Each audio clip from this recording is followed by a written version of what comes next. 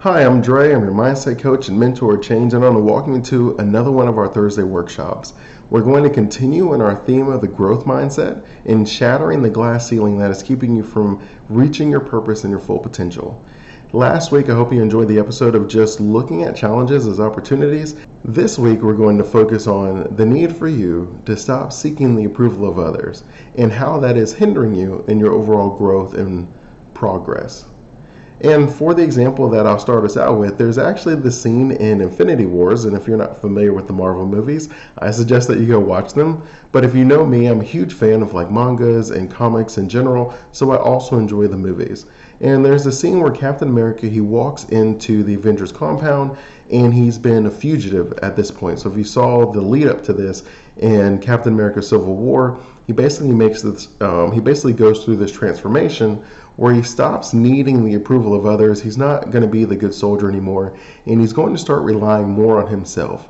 And the culmination of this transformation is brought to a head. So he walks into the compound, and Rhodes, or War Machine, is talking to Secretary Ross now. And so Secretary Ross is on a video conference, like a hologram, because they do that. And in walks Captain America, Scarlet Witch, Black Widow, Falcon, and Vision. And so they're all kind of outlaws with Captain America, where they chose a side and they all chose to go with Captain. So they've been kind of underground, and he walks in and Ross looks at him and he's just like, "Oh, really? You're just going to walk into the compound and act like everything's all cool because there's some aliens trying to blow some stuff up?" And Secretary Ross is like, "No, we're not cool like that."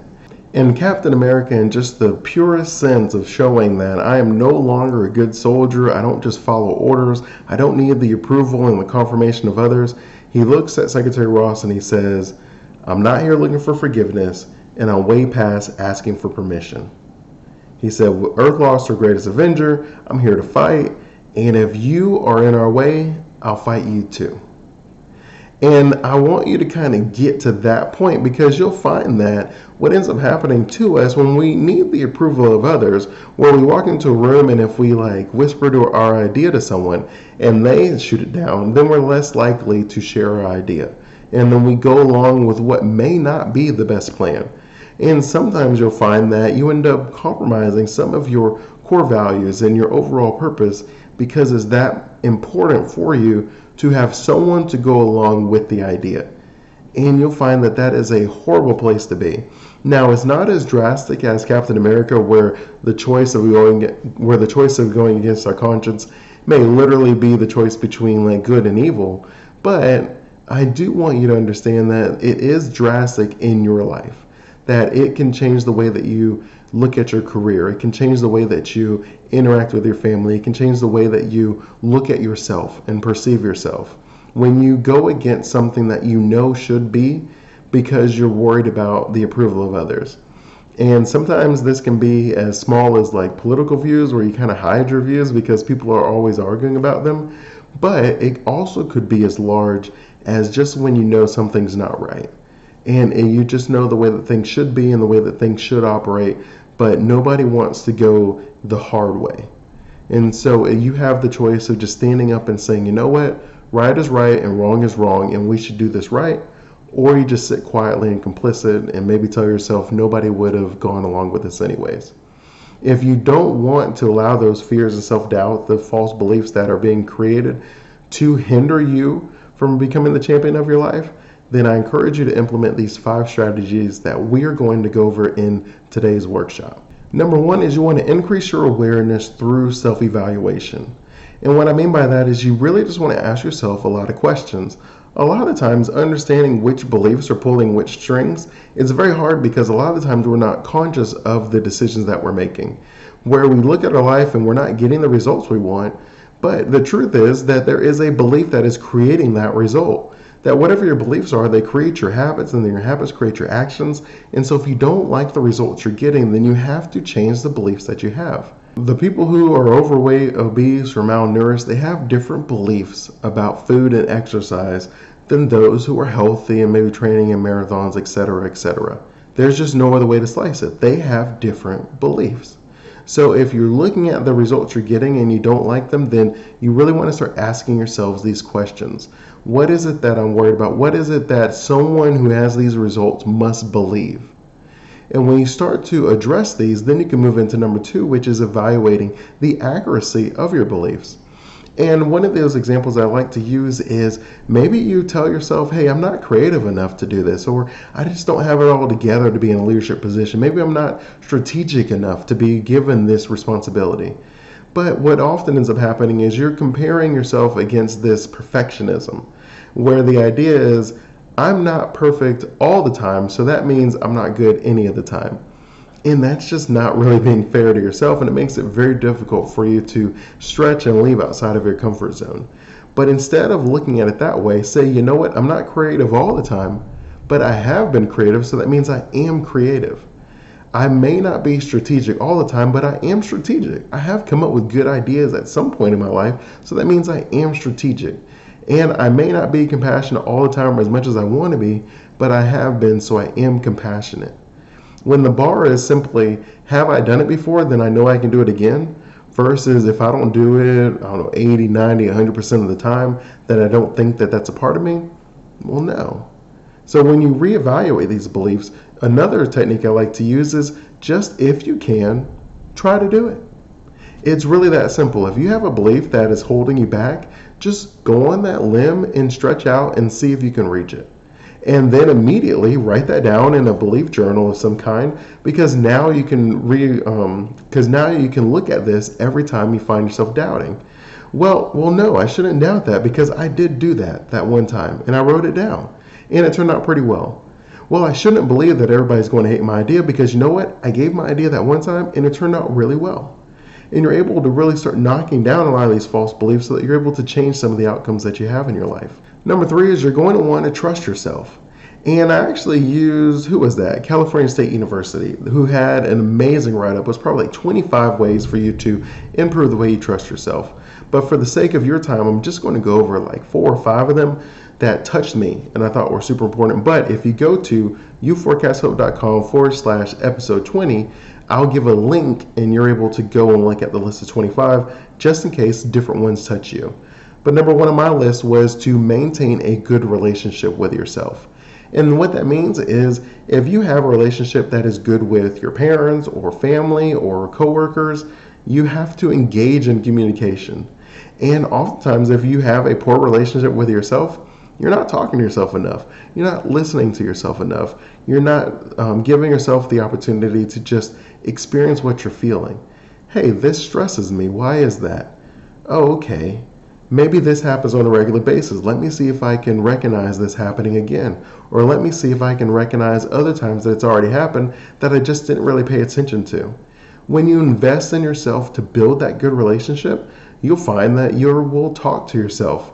And I don't know if I mean like literal, I literally talk to myself, but in the sense that these stressors and these reactions, you're going to be able to start putting some pieces together. We're able to know what's happening ahead of time, and then you're able to make some changes in the moment. And it's going to actually help you a lot when it comes to overall creating that growth that you want in your life so you can get those results. Another example would be appreciating yourself. What you're going to want to do is just take that belief journal and write anything in there that you appreciate or that you're grateful for in your life. And that could be some of your family members. That could be the job that you don't like every day, but you're grateful to have it. It could be some of the relationships that you built. It could even be some of the failures that you faced. And I also want you to write in there some things that you appreciate about yourself. You want to be able to say some nice things about yourself. If you want to be able to trust yourself, then you really have to trust yourself. Think of some cool things that you do, things that you like about yourself. And if you aren't 100% sure, start with some things that other people like about you. Ask some of your close confidants, people that have been around you a long time and really appreciate and understand you. You just really want to start getting in the habit of writing down things that you're grateful for and things that you appreciate in your life, along with the beliefs that you have. Next, you just want to work out your problems and design solutions. Blaming is easy, problem solving is not. That is why most people are not problem solvers. I want you to be the latter. I want you to be a problem solver that people look at, that they're confident about, and you're confident about yourself. When you take the time to trust yourself to come up with a solution, you'll find that the beliefs that you have that have been holding you back, that are creating those fears and self-doubt, that they're dated, or that they have no bearing on your life, that they are simply not true, i.e. false beliefs. So I want you to be able to adjust accordingly by stepping out, seeing what you can create, some goals that you can accomplish, and some input that you can give to overall groups when you're trying to figure some things out. Don't sit in the meetings and be the person that's like, man, I just thought of that. I wish I would have said something. Instead, be the person that says something. Even if no one agrees with you, remember, we're trying to shake the need to seek approval of others. So you're going to have to trust in yourself, and when you want to build a trust muscle, you have to exercise it. So I really want you to take the courage and time to do that. And last, we just have build trustworthiness. Very simple. If you want to trust yourself, then you have to be trustworthy. And there's two ways to really do that. Number one is if you commit to something, follow through with it. And number two is just make sure that you give your all whenever you do something. Don't go shortcutting it. Don't just say things because you hope that they forget about it. You commit to something and you follow through. The way that you treat others are going to be beliefs that you can create on the way that you can trust yourself. Well, I am trustworthy because I helped Sally last week with this, and she wasn't expecting it, and I went above and beyond the call of duty. And you're able to use that for yourself when you're reinforcing your own trust in yourself. And so I just really want you to implement and enact these so that you're able to get the results that you want and change these beliefs that you have. Number 4 is you want to understand why you're seeking approval. Right? The idea that we are seeking approval, it must mean that there is something that we doubt about ourselves or something that we are more confident in someone else. And you'll find that underneath that means that you are comparing yourself to others. And you find that people often compare themselves in two ways. One, they compare themselves to someone doing better than them, which is discouraging and creates some self-doubt, because you're looking at that person and you're like, they've done so much with so little in half the time that it took me. Surely maybe I'm not in the right business, I'm doing the wrong thing, I'm in the wrong career, etc., etc., etc.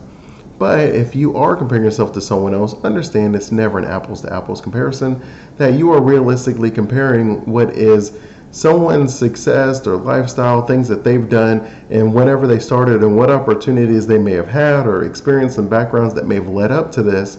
And you're negating the fact that your different experiences, your different life has put you in certain scenarios where you have an advantage and other scenarios where you have a disadvantage. The other way that we often compare ourselves is to the dysfunction of someone else so that we feel better about maybe not being as amazing as we know we can be, or falling a little short of our purpose where we maybe don't have the extra oomph that we need to kind of get across the finish line. And for this, you just have to turn on your TV, and any sort of reality show or talk show, generally speaking, that's what they're based on. They find some of the most outrageous stories that you watch because it helps you to feel better about yourself. Let's just be honest with it. If you're watching like Maury or Jerry Springer and you see someone on there who's like having like 15 people have a paternity test, you just feel a little bit better, right? You're like, well, at least I know what's going on in that aspect of my life. And the same is also true when you look at some of these reality shows like any of the Housewives or Keeping Up with the Kardashians, where these people are essentially train wrecks and you're just watching it. And yeah, you can say they're successful. Yeah, you can say that they're rich. But at the end of the day, you're realistically watching these shows because they create a false sense of comfort and confidence. That if you were able to watch what would be the perfect people, their show wouldn't last very long. That there really is some sort of dysfunction needed in almost every show. And even Good Rise will tell you that conflict drives the storyline. And what is conflict? Anything that's not going the way that people want it to go. And if you focus on these things, if you're comparing yourself to the dysfunctional or the overly successful, then you're going to be like, oh man, I'm either inadequate, I shouldn't do anything, or I'm amazing and I should do nothing. But there is no benefit. It's just the biggest waste of time for you to spend any amount of time comparing yourself to others. And what you'll find as an unintended side effect of comparing yourselves to other people is you often need some sort of an external confirmation that someone has to be able to give you a thumbs up. And so whether that person is spending all the time getting likes on Facebook, followers on Twitters, or shares on Instagram, whatever it is that they are doing, it ends up creating this need for some sort of an external confirmation. But you really don't need it. I'm trying to get you guys to get on that Captain America swing where you're telling people, I am way past forgiveness and I don't need permission. And I think that that is just a pretty cool place that we all really want to get to. And you're going to have to stop comparing yourself to other people. You're going to have to get to a point in your life where you just trust whatever happens is whatever happens. That you made the best decision you could with the information you had, and whatever happens after that, we'll make the best decision then as well. And number 5, you just want to create a greater sense of self-worth. That you need to build that confidence, that trust in yourself. We already talked about the trust half, so let's focus on the confidence half. I want you to just help anyone that you can, and you'll find that this will be the quickest way for you to build your self-worth, self-esteem, and self-confidence. Because whenever someone says thank you, when they genuinely see you as an angel from heaven, how can you not feel that if I can do this for someone else, then surely I can do that for myself? That if they look at me with so much respect and so much esteem, surely I should be able to look at myself in the same way. And not in the sense that you need that external confirmation, just in the sense that you are taking action and you're getting results. That you're not sitting aside, that you're not asking for permission, but you are taking action, and these are just the results that you are creating. And then you're going to write these in your appreciation, in your belief journal. And these are experiences that you're going to be able to look back on. And it's going to help you as you kind of culminate that overall trust and that overall confidence that you need in yourself. And I also have, I believe, the episode on building 5 ways to boost your self-confidence is youforecasthope.com/episode 6. And I think we go into a lot of awesome techniques that you can implement to build your self-confidence. But you're really going to find when you put all of these strategies together in today's episode that your need to seek approval of others will be drastically diminished, if not completely eliminated. And then you're going to be the person walking into the room and telling people, I'm way past asking for forgiveness and I'm not seeking permission. And I just want you to get there and experience that power, the understanding and the trust in yourself. And I'm always thankful for our time together. If you have any questions or thoughts, I invite you to go to youforecasthope.com, the letter U, and just join the community. Ask me any questions there. These videos are always released first in the community, and then I put them out later on the social media sites. If you want to be able to just pick my brain, ask me questions, there is a free version of the membership, and I invite you to jump on that immediately. Until next time, my name is Dre Griggs. I'm your mindset coach and mentor change, and I wish you continued blessings on your journey to become the champion of your dream life.